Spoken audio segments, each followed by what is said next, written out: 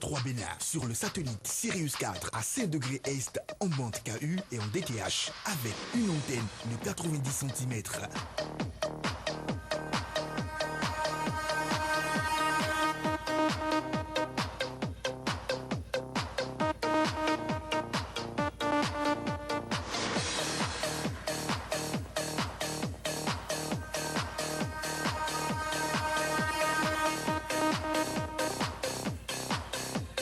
Canal 3 Bénin est ainsi présente dans toute l'Afrique.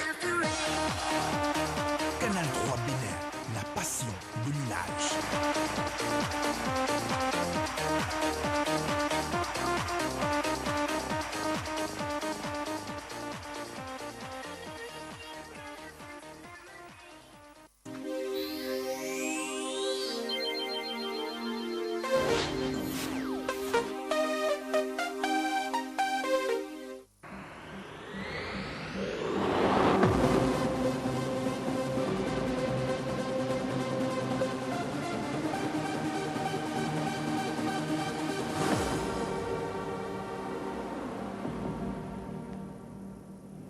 Bonjour, le grand format de ce dimanche sera fait du journal, de la page magazine et bien entendu du zapping de la semaine. Bienvenue à tous et à toutes, nous démarrons par les infos.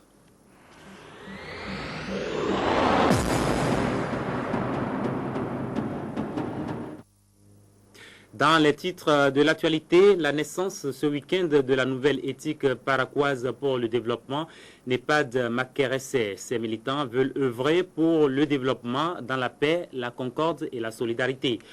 Un autre Koupaki, Clotaire celui-là, a pris la tête d'un autre parti politique. Il s'agit de l'UCR, Union pour la cause républicaine. L'UCR s'inscrit comme une formation de l'opposition, mais estime que c'est plutôt la rigueur qui fait la nation. L'hôpital chinois érigé à l'entrée de la ville de Parakou a reçu la visite du ministre de la Santé, Issifou Takbara, est allé s'assurer de la disponibilité de l'énergie électrique pour le bon fonctionnement du centre. Deux nouveaux partis politiques ont vu le jour ce week-end, démarrant par le NEPAD Makeresse, entendez nouvelle éthique paraquoise pour le développement. Le congrès constitutif de cette formation politique s'est déroulé hier à l'école primaire publique Bawere de Parakou. Ces militants entendent ainsi changer le cours de l'histoire et emmener la nouvelle génération à s'unir autour des idéaux de paix, de concorde et de solidarité. Le reportage. Nouvelle élite paraquoise pour le développement, NEPAD Makeresse, est la nouvelle trouvaille des jeunes cadres de la ville de Parakou pour la convergence des actions visant à soutenir le chef de l'État. Pour ces jeunes, Parakou prennent une part active à l'élection des différents présidents qui ont conduit la destinée de notre pays, mais la ville n'arrive pas à tirer meilleur profit de l'exercice du pouvoir d'État, et ceci par manque d'un minimum de consensus. Et c'est ce minimum de consensus tentant à porter à travers sa création ce mouvement politique de jeunes. Les membres fondateurs du mouvement politique Nouvelle Élite Paraquoise pour le développement, NEPAD Makeresse, ont pour ambition de restaurer l'espoir au sein de la jeunesse paraquoise à travers la formation des membres sur le civisme, l'intégrité, la bonne gouvernance et l'esprit de partage, valeurs que prône le président de la République, chef de l'État, chef de gouvernement, le docteur Boni Yaye. Une ambition noble qui a aussitôt reçu l'assentiment des aînés de la ville qui ont dû taire leurs divergences pour exprimer leur soutien à ce nouveau-né dans l'arène politique de notre pays. Il n'est pas trop tard de bien faire. À Parakou, nous avions compris que les voix étaient dispersées et on se demandait où se trouve l'élite paraquoise. Les cadres de Parakou étaient où? Et aujourd'hui, je me réjouis que cette élite a compris que c'est ensemble que nous allons gagner la bataille de développement. À la fin du congrès, un bureau de 17 membres sera mis en place pour conduire les destinées de ce mouvement politique. L'UCR, Union pour la cause républicaine, c'est l'autre parti dont le président Clotaire Koupaki a fait une déclaration ce week-end. Il s'est insurgé contre le mode de gestion du pouvoir d'État par le régime en place. Le responsable de cette formation politique a également dénoncé ce qu'il a qualifié de gestion faite de complaisance. Le point de presse a eu lieu hier à l'Infosec de Cotonou. Narcisse Alossé. Trop, c'est trop maintenant. Après plusieurs années de mutisme jugé stratégique, l'Union pour la cause républicaine effectue sa rentrée politique avec une analyse très acerbe de la gestion du pouvoir d'État au Bénin. Si devant hommes et femmes de médias, la première personnalité de cette formation politique a reconnu que le Bénin est malade des dysfonctionnements de l'État depuis 1960, il a semblé voir le pire sous l'actuel régime. Affaire ICC, service, affaire d'Aïvo, affaire ce qui a dans la Seine-Sade, affaire. On n'en peut finir. Au point où, pas fini, nous notons que la particularité du régime, je ne sais pas si c'est un serment qu'ils ont prêté, c'est de gérer dans des affaires. Ces scandales, au dire de l'orateur, ont été engendrés par l'élan de complaisance qui caractérise la gestion du régime du changement. Il faut de la rigueur. Il faut punir quand il faut punir. La manière de suspendre et de reprendre le même ministre, vous permettez, ce n'est pas sérieux. Clotaire Koupaki a ensuite ouvert une piste de proposition. Nous avons besoin d'une réforme, mais pas à la manière refondation que j'ai écouté le président de la République prononcer. Finissons avec l'émergence et le changement d'abord. Et bouclons ça. Vous avez commencé le changement. Vous avez commencé l'émergence. Mais vous avez oublié qu'il faut et qu'il fallait des préalables. Malheureusement, il n'y a pas eu ces préalables. Et augmenter les salaires quand même. Et pour les commerçants, revoyez un peu le fiscal. Revoyez un peu les impôts. Dans cette vanne de critiques, l'opposition politique classique n'a pas été occultée. On s'est trop amusé avec les unions, les coalitions. L'union fait la nation.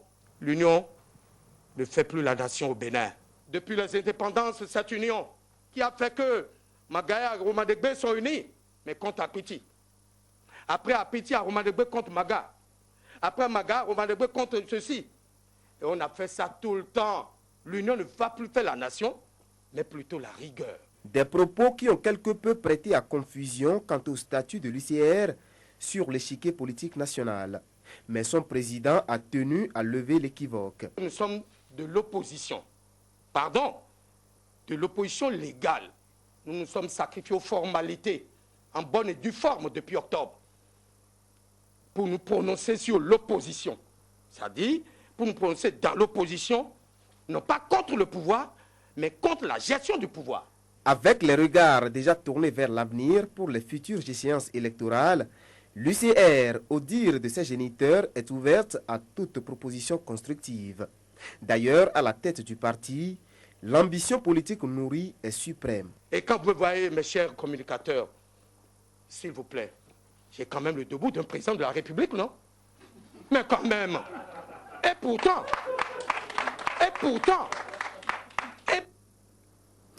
Mirabel Mocho est la championne de la deuxième édition du concours national Épelle-moi. La phase finale de cette édition 2010 a connu son épilogue samedi dans la salle de conférence de la Direction générale de Bénin Télécom. Oliat Sanoussi et Clarisse Dassi pour les détails. Environ 300 au départ, lors des différentes phases sélectives, ils sont au total 45 candidats à plancher ce samedi pour la phase finale du concours national d'épellation édition 2010. Un concours initié par Rétis Fagboun, dont l'ambition est de faire des jeunes apprenants de l'enseignement secondaire des talents de la langue française. C'est sur une note de fierté et de joie que nous clôturons la présente édition. Et nous espérons que les parents et les candidats pourront nous faire confiance, s'inscrire massivement pour pérenniser le concours Épelle-moi. C'est dit que c'est un concours extrêmement compétitif et il faut être vraiment bien en français, notamment en vocabulaire et en orthographe, pour pouvoir se qualifier champion de ce concours. Après plus de 4 heures de compétition, les concurrents ont prouvé au public qu'ils étaient tous à la hauteur de la tâche. Au terme de la compétition, c'est Mirabel Moncho, candidate numéro 36, âgée de 13 ans et élève en classe de seconde AB2, qui a été sacrée championne de l'édition 2010 du concours national Épelle-moi. Djihad. D-J-I-H-A-D.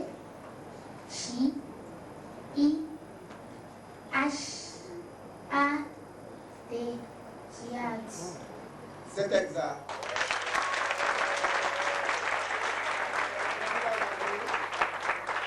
Je suis très contente d'être la championne et j'encourage mes autres camarades qui n'ont pas eu la chance comme moi d'avoir cette coupe. Et je les encourage à se présenter l'année prochaine si elles veulent bien pour essayer et tenter leur chance. Mirabel Moncho a reçu un trophée, un ordinateur plus un kit de connexion Kanaku et plein d'autres lots. Les autres candidats qui n'ont pas aussi démérité ont eu droit à quelques lots de consolation offerts par des partenaires tels que Béné Télécom, Mac Télécom, Zeros et Posotome. Au dire du promoteur du concours, l'événement devrait normalement se tenir le 22 mai 2010. Malheureusement, ce n'est que 5 mois plus tard que le projet a été effectif. Un retard dû aux difficultés matérielles et financières. Les sponsors qui avaient promis nous aider n'ont pas tenu leurs promesses à temps. Nous espérons que l'année prochaine, ce ne sera pas le cas. J'aimerais exhorter tous les parents d'élèves, les candidats, de s'inscrire massivement à l'édition 2011 du concours Épelle-moi. Et j'invite les sponsors à continuer à nous soutenir. C'est la culture, ce sont nos enfants et c'est eux qui font le développement du pays, c'est eux qui seront la relève et les aider, c'est toujours contribuer au développement de notre cher pays.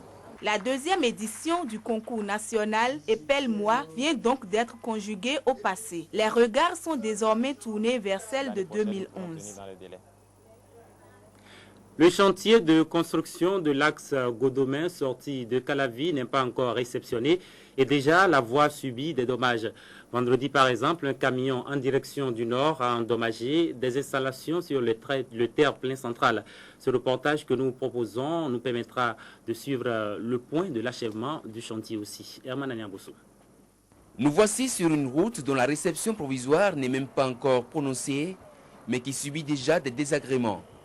Loin de signaler une panne quelconque, ce triangle déposé en plein milieu de la chaussée annonce plutôt un cas d'accident. Même si aucune perte en vie humaine n'est à noter, les dégâts matériels sautent à l'œil. Poteaux électriques endommagés, socle de protection fragmenté laissant bien visibles des dégâts collatéraux. Le camion immatriculé AD 0304 et transportant du riz en direction du nord Bénin n'est pas sorti intact de cet accident survenu aux environs de 23 h ce vendredi. Un citerne a garé. Nous en venant, on est ensemble avec le citerne. Le citerne veut débrayer en même temps. Nous, mais on le suivait. Parce que la voie, c'est pour 2 camions. Ce n'est pas pour 3 camions. Le gars, il venait, lui-même, il vient avec à lui. Il n'a pas freiné même. En même temps, il a mis la tête. Et il ne devait pas taper le citerne parce que le citerne a pris gage. En même temps, il a tiré chez nous là-bas. C'est son remorque qui nous a tapé notre tête et ça nous a amené, on a cogné le poteau.